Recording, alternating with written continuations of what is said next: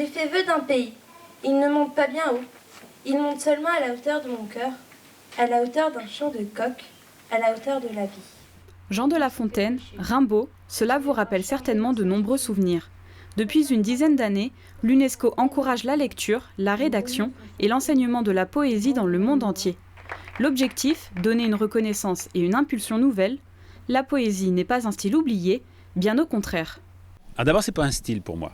C'est pas du tout un style, c'est une façon d'être et une façon de se comporter dans le monde.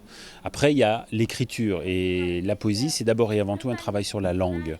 Et c'est ça qui est essentiel. Au XXIe siècle, il y a des poètes. Nous, on montre qu'il y a des poètes aujourd'hui. Et ils sont là et on les fait entendre à travers la voix des comédiens. Et justement, la compagnie L'Écriture du Son propose de la poésie vagabonde. Une lecture de poèmes accompagnée de sonores, une manière ludique d'aborder les vers. L'idée, c'était de vraiment travailler autour des résonances qu'il peut y avoir entre les sons, les arts plastiques et les mots. On aime bien vraiment de voir comment un mot résonne et quelle résonance il donne au niveau son. Et on trouve que la poésie se prête vraiment bien à ce type d'exercice. Autre dispositif, le poématon. Son inventrice Isabelle Poquet incite à la curiosité et invite une expérience intime où l'on murmure mots et rimes à l'oreille.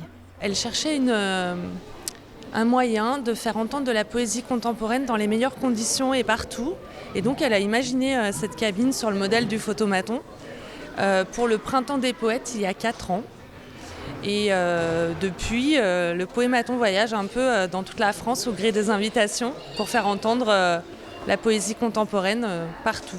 Il vous suffit de rentrer et d'écouter, puis laisser place à votre imagination.